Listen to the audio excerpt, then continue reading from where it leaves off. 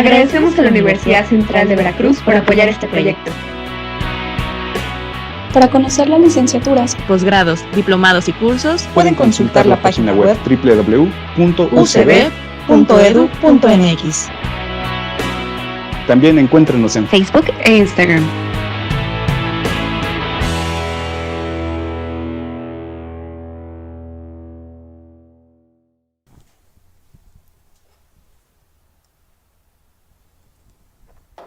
La vocación es la espina dorsal de la vida.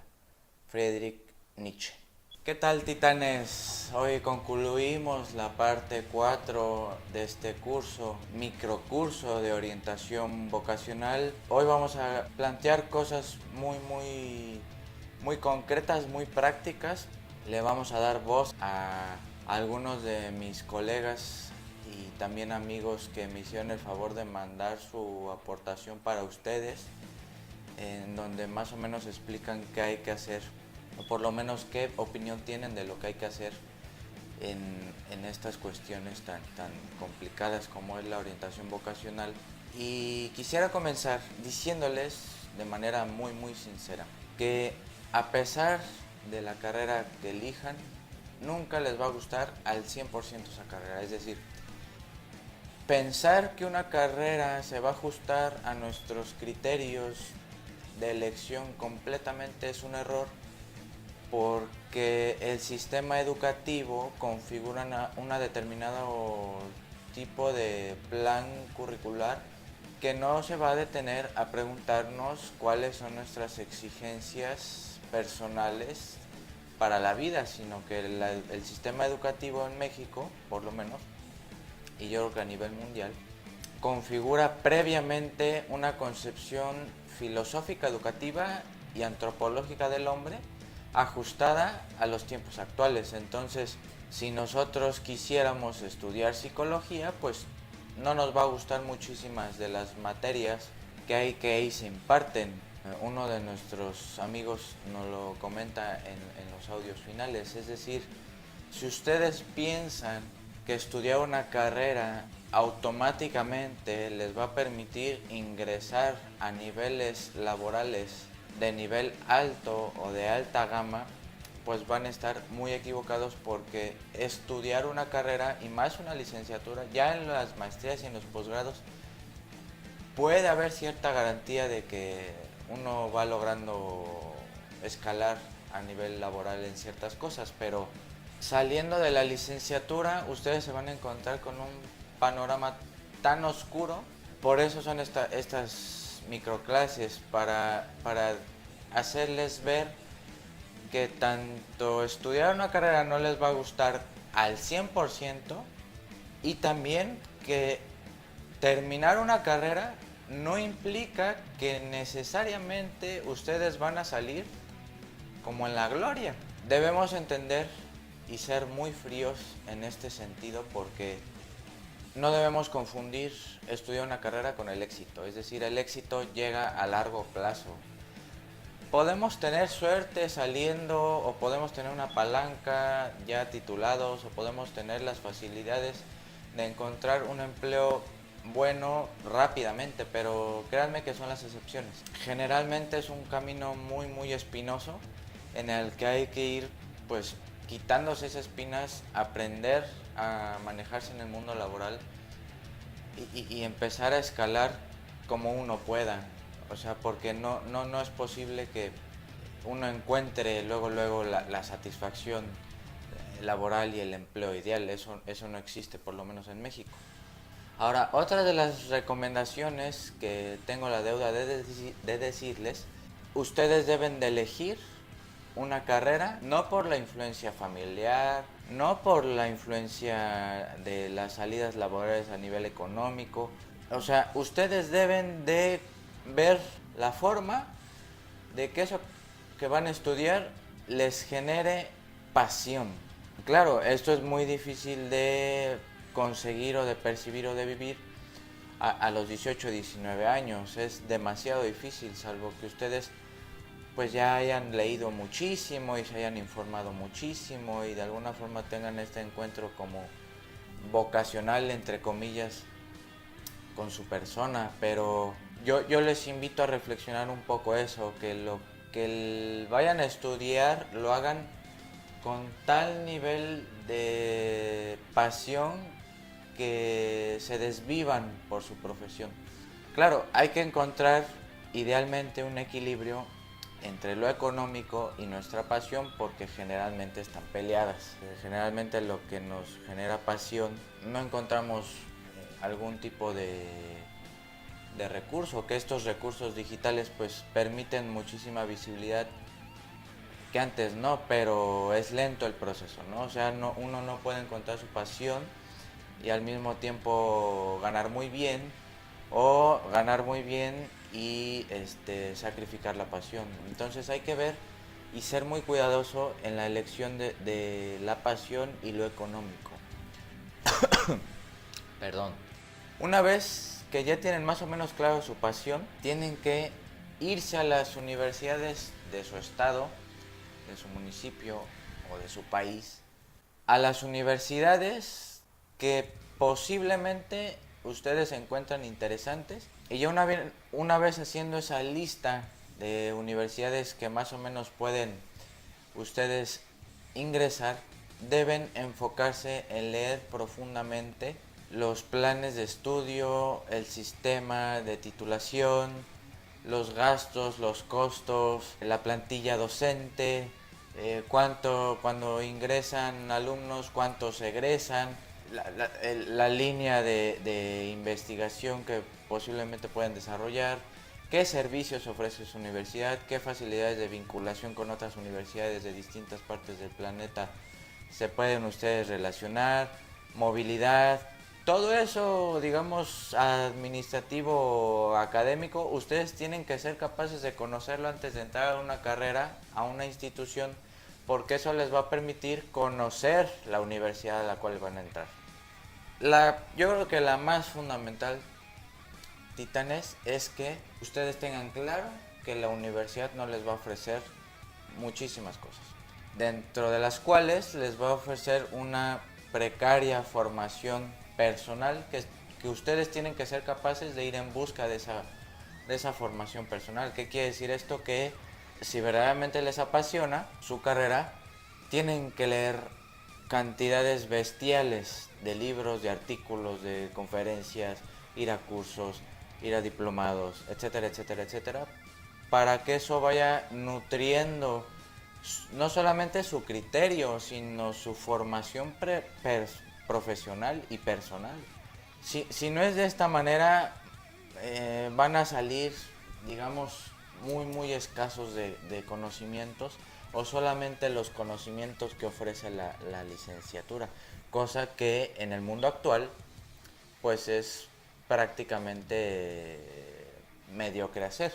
Es decir, si ustedes nada más se someten a los contenidos que les ofrecen sus maestros y la carrera, pues van a estar muy limitados a nivel laboral, profesional, práctico cuando salgan, porque me he encontrado con psicólogos y psicólogas que solo saben de psicología, cosa que es bastante triste, porque decíamos en partes anteriores, y sobre todo el orientador vocacional, si el orientador vocacional solo sabe de psicología, pues sí, te va a ayudar en ciertas áreas de tu vida, pero ese psicólogo, aunque no lo diga, tiene concepciones antropológicas, filosóficas, sociológicas, que no está diciendo o que ignora.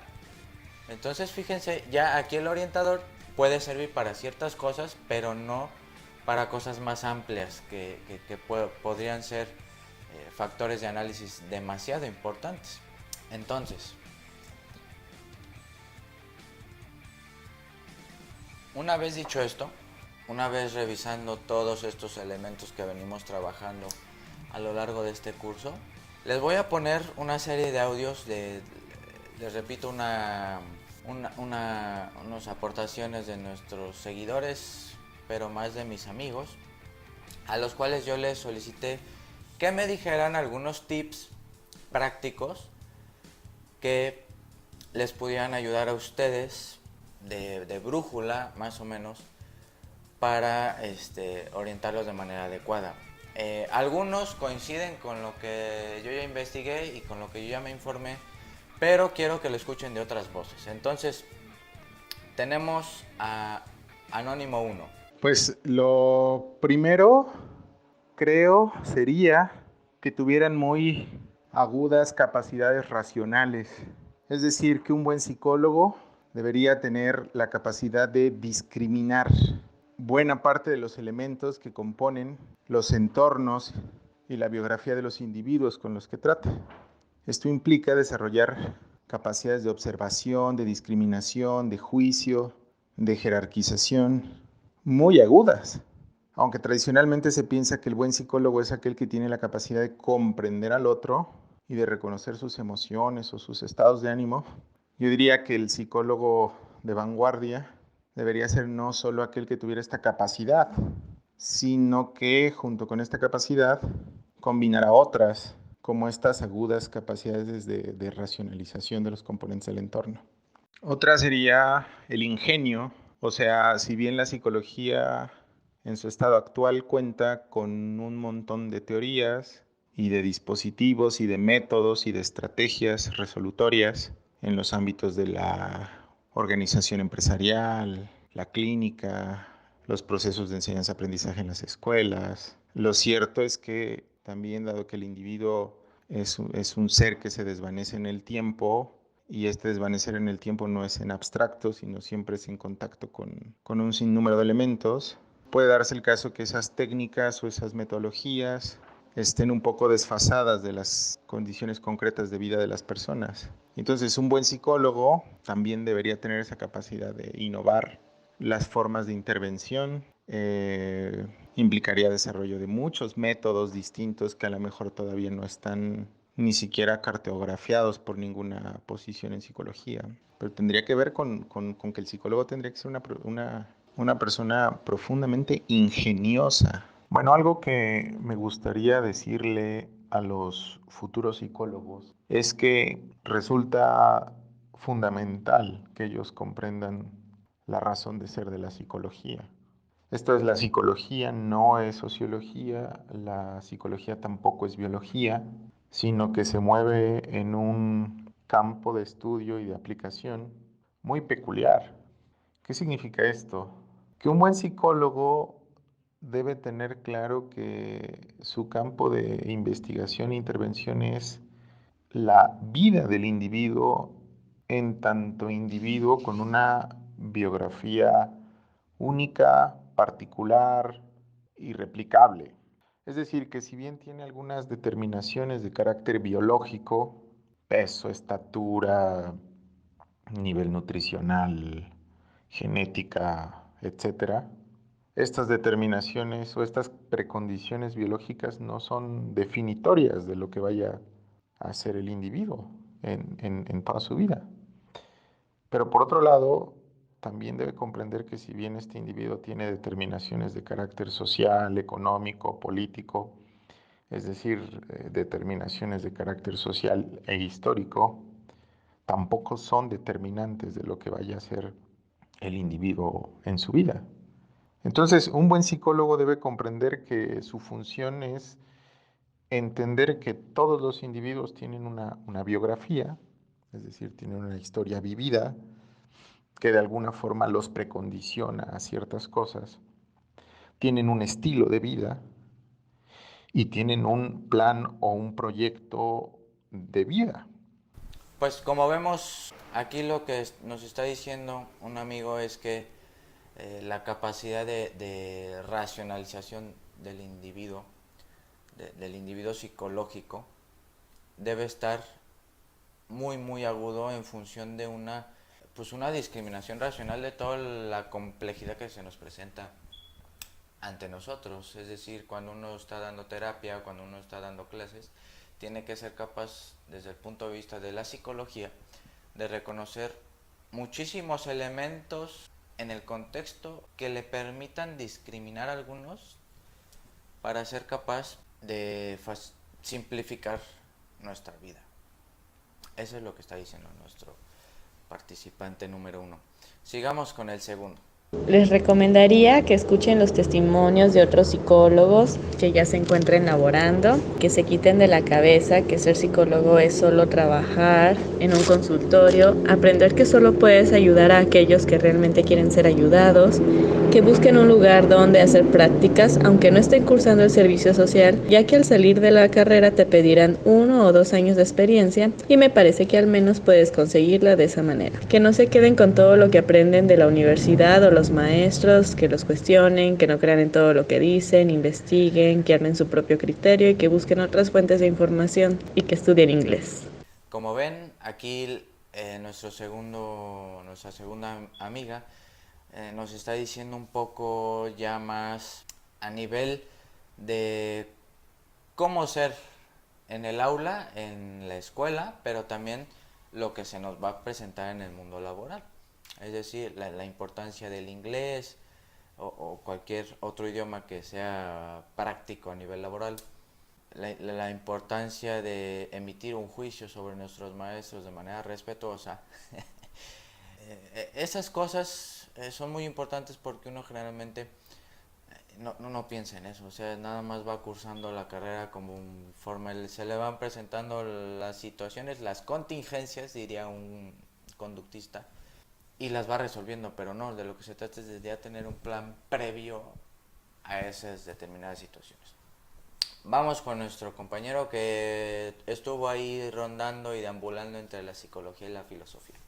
Si tuviera que responder la pregunta, ¿qué me hubiera gustado saber antes de entrar a psicología o a filosofía? Pues yo entré a psicología en un primer momento, estuve 2 años ahí y ya de ahí me fui a filosofía. En ese sentido, pues en filosofía yo ya no tenía así como que me hubiera gustado saber esto de filosofía antes. La verdad no, la verdad es que yo sabía que me estaba metiendo, yo me sabía que me estaba metiendo pues a una carrera en la que el campo de trabajo pues está muy, muy, muy reducido, que hay que leer un chingo, que básicamente todo es leer, que es tan amplio, ¿no? El campo de la filosofía, o sea, que tienes muchísimos, muchísimos, pero así cientos, literalmente cientos de autores y de ideas que se contraponen unas a otras. Que es un campo muy amplio y un poco disperso y complicado, ¿no? Y complejo en ese sentido. Pero en filosofía yo ya estaba como curado de espanto, ¿no? Sin embargo, en psicología yo creo que la cosa es muy personal. O sea, porque tal vez no se da en todos los casos. Yo en mi prepa, pues yo fui una prepa culera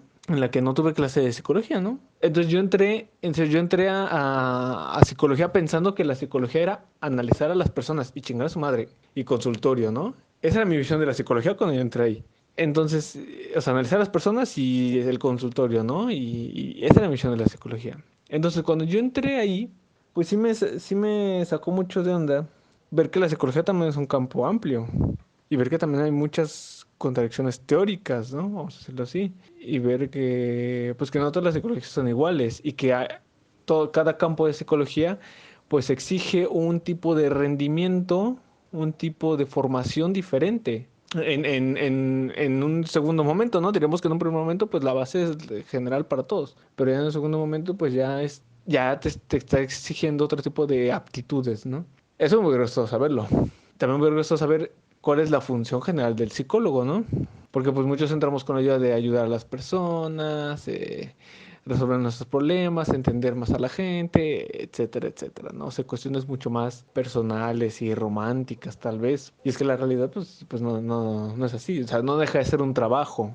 Vamos a decirlo así, no deja de ser, ajá, no deja de ser, o sea, una disciplina amplia, compleja, persa, y no deja de ser un trabajo, ¿no? O sea, esas son las cosas que me hubiera gustado saber. Y sobre exigencias personales, yo creo que la psicología ya no siendo tan rigurosos ni tan teóricos aquí, o sea, siendo un poco más directa a la labor, ¿no? Que digamos cualidades que debe tener el psicólogo, más que empatía, yo siento que necesita cierto nivel de templanza, ¿no? Para poder discernir o dejar aparte sus emociones que, o sea, cierto grado de estoicismo, vamos a decirlo así, ¿no? Dejar a un lado un poquito sus emociones y centrarse, pues, en tratar de ser lo más objetivos posibles, ¿no?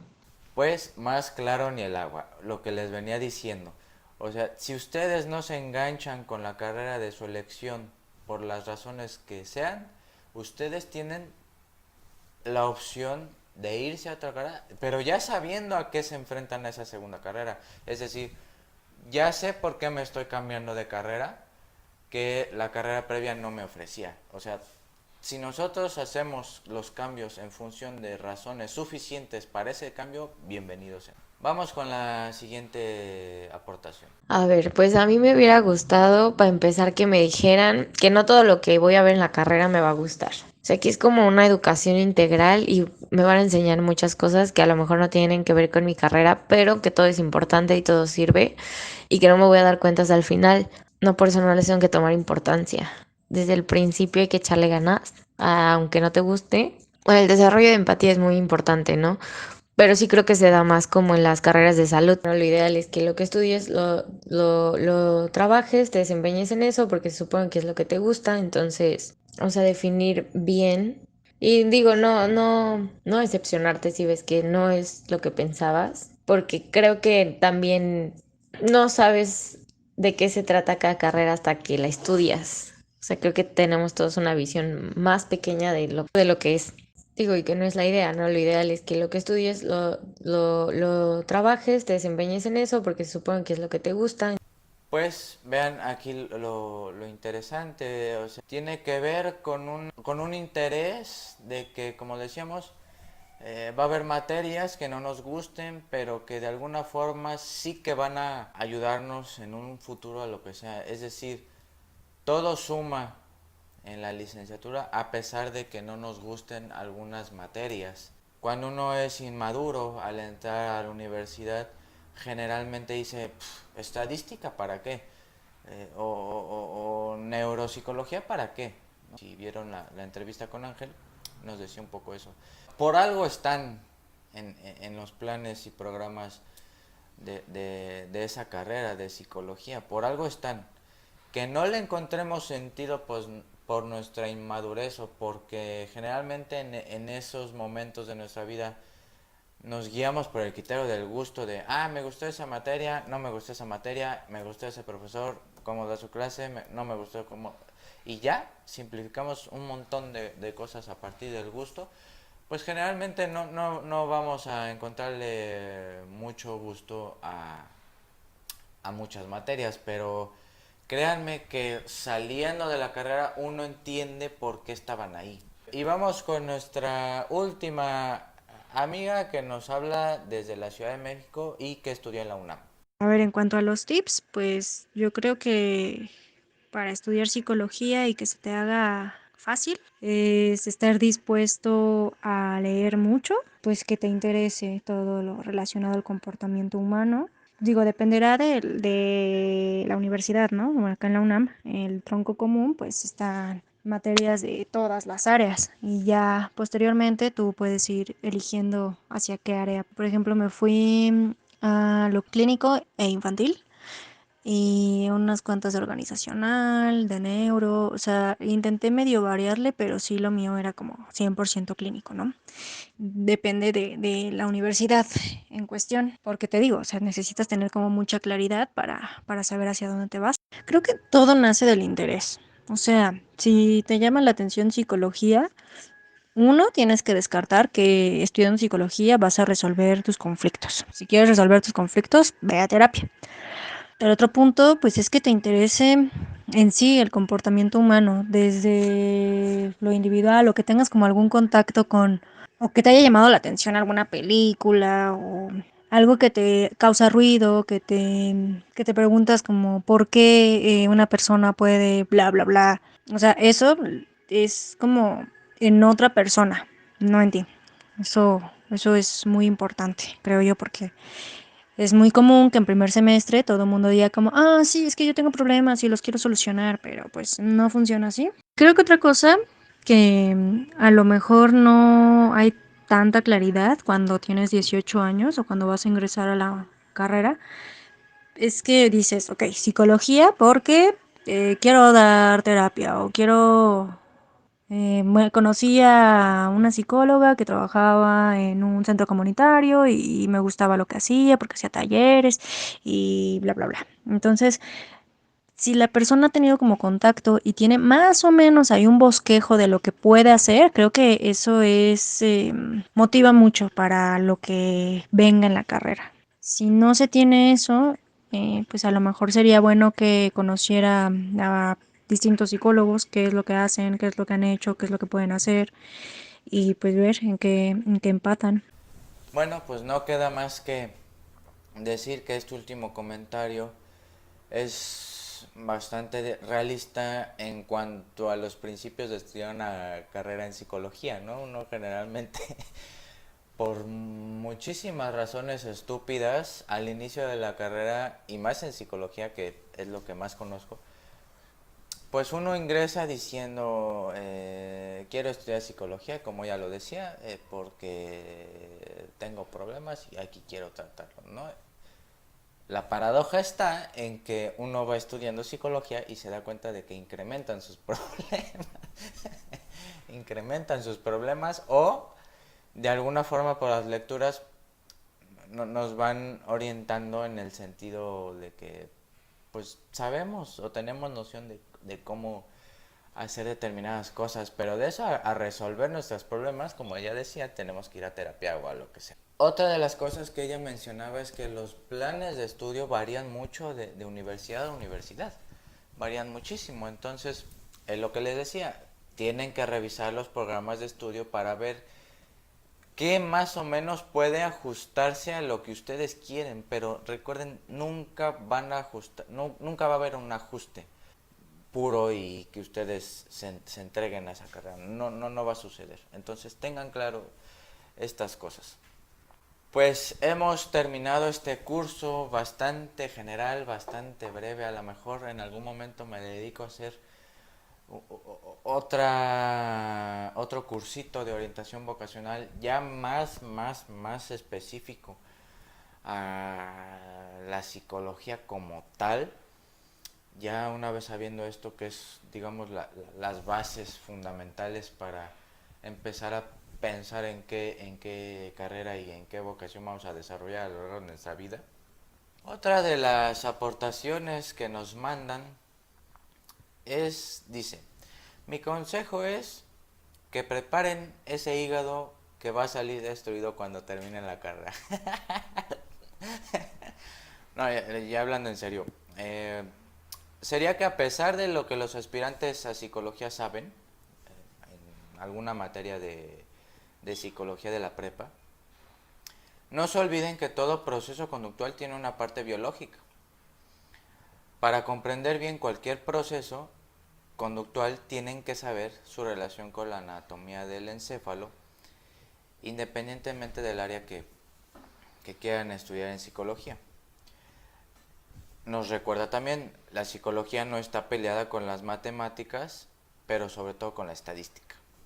Ya, a lo mejor ya saben de quién estoy hablando. También él dice que la importancia de escribir, de saber escribir, es fundamental porque al momento de hacer una tesis o un posgrado o cualquier trabajo que nos encarguen en la carrera, pues se nos va a exigir un tipo de escritura que ya es académica, que no es a lo que estamos acostumbrados ni en la prepa, ni en la secundaria, ni mucho menos en la primaria. Entonces, esto es bastante complicado porque pues seguramente ustedes van a entrar a la carrera no sabiendo escribir de manera académica. Quizás haga un video sobre la importancia de la alfabetización académica. Me parece un tema muy importante que les puede servir a ustedes. Otra de las características dice no ser prejuicioso, que la importancia de trabajar en equipo es fundamental y ser paciente, sobre todo si trabajas con niños. Esto nos reportan nuestros amigos. Les quisiera comentar un libro que me parece fundamental para aquellos tanto profesionales que se dedican a la orientación vocacional. Sí, aquí le voy a dejar la imagencita de la portada del libro. Es Rodolfo Bohoslavsky.